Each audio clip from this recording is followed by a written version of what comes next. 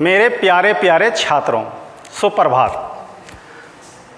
आज मैं कक्षा 5 के भाषांजलि पाठ पुस्तक से पाठ संख्या 11, पाठ का नाम मेरे प्रथम शिक्षक के बारे में पढ़ेंगे, जो पृष्ठ संख्या 112 में है। ठीक है, तो चलो पढ़ना शुरू करते हैं। मेरे लिए एक घटना सिर्फ पक्षी की उड़ान क्रिया समझाने तक सीमित नहीं रही। मेरे लिए कौन? डॉक्टर एपीजे अब्दुल कलाम के लिए पक्षी की उड़ान की क्रिया सिर्फ सीमित नहीं रही। पक्षी की उड़ान के पाठ ने मेरे दिल में एक खास भावना जगा दी।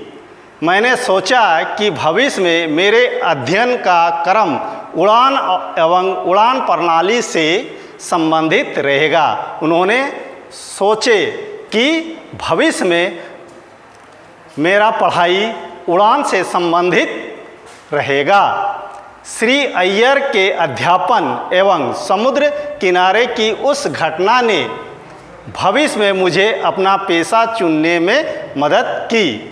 श्री अय्यर के पढ़ाने एवं समुद्र के किनारे उस घटना को प्रत्यक्ष दर्शन करने के बाद अपने भविष्य के लिए पेशा अर्थात व्यवसाय चुनने में मदद की।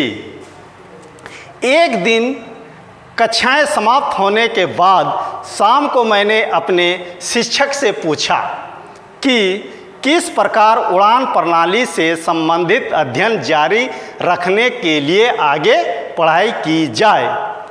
ठीक है, समझ में आ रहा है कि उड़ान तरीके से संबंधित पढ़ाई जारी रखने के लिए आगे की पढ़ाई किस प्रकार की जाए।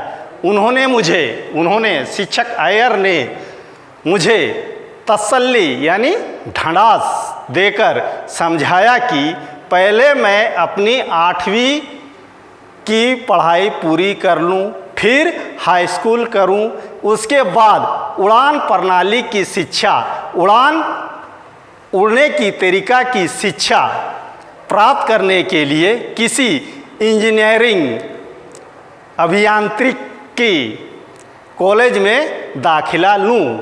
उन्होंने कहा कि यदि मैं अपनी पूरी पढ़ाई अच्छी तरह से कर लूं तो उड़ान विज्ञान के क्षेत्र में कुछ करने योग्य सक्षम हो जाऊंगा। उनकी सलाह पर चलते हुए जब मैंने कॉलेज में दाखिला लिया तो वहाँ भौतिक का अध्ययन किया। भौतिक एक विषय है, भौतिक का वो पढ़ाई किया और मद्रास इंस्टीट्यूट ऑफ टेक्नोलॉजी में मैंने एरोनॉटिकल इंजीनियरिंग विषय चुना। मद्रास में टेक्नोलॉजी, तकनीकी या प्रौद्योगिकी इंस्टीट्यूट संस्थान में एरोनॉटिकल विमान विज्ञान संबंधी इंजीनियरिंग विषय चुना, अभियांत्रिकी विषय चुना। पक्षी की उड़ान के प्रदर्शन और शिक्षक महोदय के इस सलाह ने मेरे जीवन को एक लक्ष्य दिया, एक उद्देश्य दिया। इससे मेरे जीवन में एक नया मोड़ आया, नया टर्निंग आया या घुमाव आया और संयोग से इसी से मेरा पेशा तय हुआ, इसी से मेरा व्यवसाय तय हुआ। एक रॉकेट इंजीनियर, एक रॉकेट अभियंता, एरोस्पेस इंजीनियर, अंतरिक्ष यान के इंजीनियर तथा प्रौद्योगिकीवेत्ता, तकनीकी के जानकार के रूप में मेरा जीवन रूपांतरित हुआ, मेरा जीवन परिवर्तित हुआ। ठीक है बच्चों, अब हम लोग कहानी पढ़ लिए। कहानी से कुछ सार बातचीत करते हैं जो हम लोग ने क्या इस कहानी से सीखा। कक्षा में पक्षी का व्याख्यान देने के बाद जब शिक्षक ने पूछा कि उन्होंने जो पढ़ाया वह समझ में आया कि नहीं? तो लेखक ने उत्तर दिया, नहीं। जब आपको कक्षा में कोई विषय समझ में नहीं आता तो आप क्या करते हैं? हम लोग भी ना कहेंगे, जैसे कि लेखक ने कहा। आप लोग को भी समझ में नहीं आया तो ना कहेंगे, जैसे कि लेखक ने कहा। लेखक कौन है? Doctor APJ Abdul Kalam. Doctor APJ Abdul Kalam का पूरा नाम क्या है? लिख कर बताऊं क्या? डॉक्टर एपीजे अब्दुल कलाम का पूरा नाम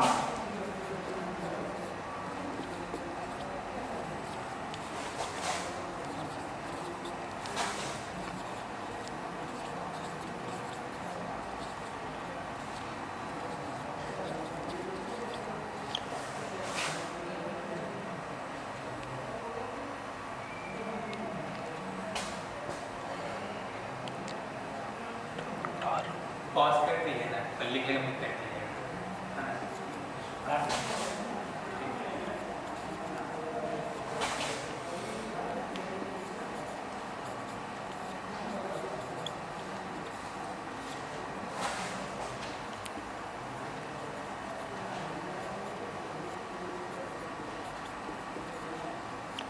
अर्थात डॉक्टर एपीजे अब्दुल कलाम का पूरा नाम डॉक्टर अब्दुल पाकिर जैनुलब्दीन अब्दुल कलाम है। ठीक है। पक्षी के उड़ान का प्रदर्शन और शिक्षक की सलाह ने लेखक के जीवन को एक लक्ष्य दिया। लेखक प्रेरित होकर एक महान वैज्ञानिक बने। यदि आप शिक्षक बन जाएं तो आप छात्रों को लक्ष्य हासिल करने के लिए कैसे प्रेरित करेंगे? अगर आप शिक्षक बन जाएं और छात्रों का लक्ष्य हासिल कराना हो तो आप उन्हें कैसे प्रेरित करेंगे? इसके लिए 3 महत्वपूर्ण बिंदु आते हैं। पहला एक कि सच्चा अध्यापन अर्थात गुणवत्तापूर्ण शिक्षा। दूसरा चरणबद्ध पढ़ाई और विशेष उद्देश्य से पढ़ना होगा। तीसरा उचित सलाह एवं प्रेरक प्रसंग कथाओं को सुनाते हुए प्रेरित कर सकते हैं, लक्ष्य छात्रों का हासिल कर सकते हैं इस दृष्टिकोण से। ठीक है। रामेश्वरम समुद्र तट पर स्थित एक प्रसिद्ध स्थान है। समुद्र किनारे स्थित कुछ और स्थानों की सूची बनाइए। बनाने सकेंगे या थोड़ा मदद करता हूँ। सूची में पहला नंबर होगा पुरी, कन्याकुमारी, भुवनेश्वर, दीघा, पांडिचेरी, मुंबई आदि। और अपने शिक्षक के साथ स्कूल के बाहर किसी स्थान का भ्रमण किया है, अपने अनुभव से लिखिए। तो अपने अनुभव से उनको लिखिए। इसके बाद आप आगे आइए। सामूहिक शब्द समूह में एक जोड़कर बना है। एक जोड़कर कुछ और शब्द बनाइए।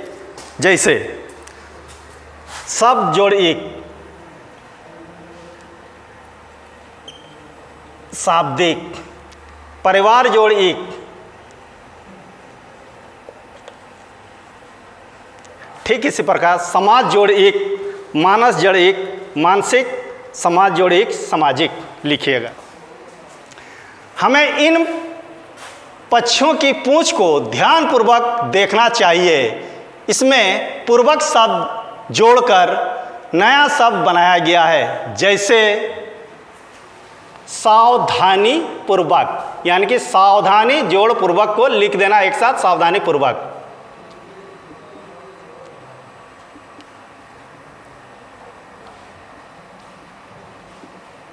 सावधानी पूर्वक। बल जोड़ पूर्वक, बल पूर्वक। धैर्य जोड़ पूर्वक, धैर्य पूर्वक। कुशल जोड़ पूर्वक, कुशल पूर्वक। लिख नहीं सक जाएंगे, लिखिएगा आप लोग। ठीक है। आगे निम्नलिखित शब्दों को ध्यानपूर्वक देखिए। ऐसे ही कुछ शब्द की सूची बनाइए। जैसे घोड़ा घोड़े, पुस्तक पुस्तकें, छात्र छात्राएं, शिक्षिका शिक्षिकाएं, कमरा कमरे, बात बातें, शाखा शाखाएं, भाषा भाषाएं। ठीक है, उतार लीजिए आगे। बालू के टीलों से समुद्र की लहरों को हमने भरपूर लुत्फ उठाया, आनंद उठाया। ऊपर लिखे वाक्य में जिन शब्दों के नीचे रेखा खींची गई है वे वाक्य में शब्दों का आपस में संबंध बताते हैं। ऐसे ही शब्दों की सहायता से निम्नलिखित कहानी के वाक्यों के खाली स्थानों को भरें। जैसे, एक बार की बात है, अकबर किसी गांव से होकर जा रहे थे। सर्दी के दिन थे। गांव में लोग आग जलाकर उसके चारों ओर बैठे बातें कर रहे थे। जब बादशाह अपने साथियों के साथ वहाँ पहुँचे तो ब्रह्मदत्त नाम का एक ब्राह्मण कह रहा था कि मैं यमुना के पानी में रात भर खड़ा रह सकता हूँ। अकबर को इस बात पर विश्वास नहीं हुआ। उन्होंने ब्रह्मदत्त से कहा कि यदि तुम सारी रात पानी में खड़े रहो तो मैं तुम्हें थैली भर मोहरे इनाम में दूंगा। ब्रह्मदत्त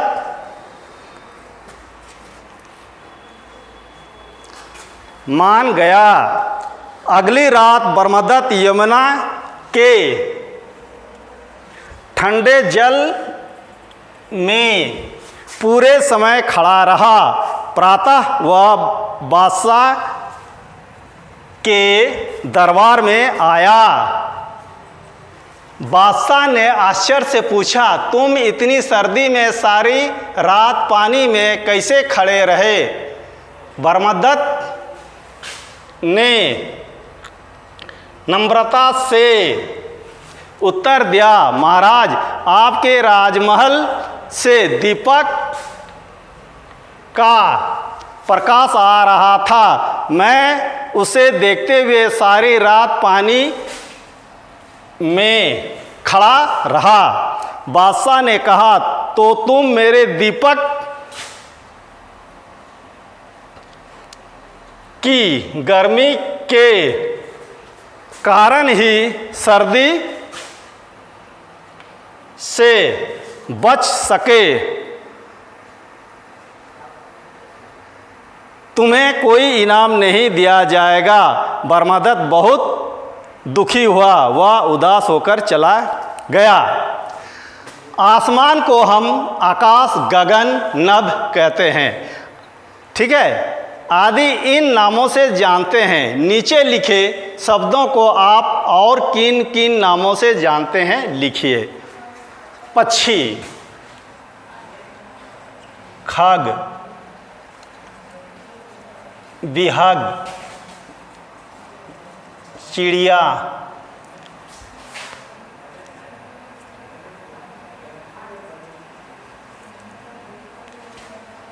रत्नाकर,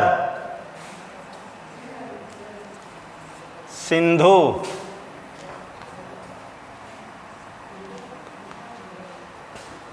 सिंधु, सागर, नदी, सरिता, तटनी, अपांगा, शिक्षक, गुरु, मास्टर, अध्यापक,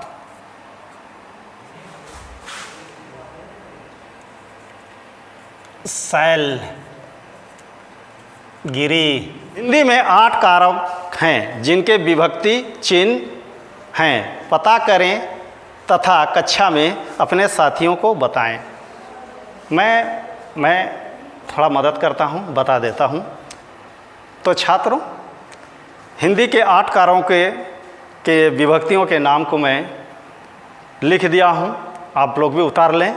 जैसे कर्ता ने, कर्म को, करण से, द्वारा, संप्रदान को, के लिए, अपादान से, अलगाव के संबंध में आता है वो, संबंध, का, के, की, रा, रे, री, अधिकरण में, पर, संबोधन है, अरे, अजी। ठीक है, लिख लिए, ठीक है।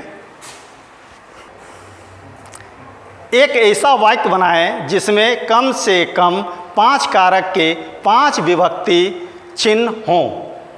इसका भी मदद करता हूं वाक्य बना करके, ठीक है। अब देखिए, भीम ने दुर्योधन के भाई दुशासन को गदा से मारकर जमीन पर गिरा दिया। कर्ता ने का विभक्ति है दुर्योधन के दुशासन को,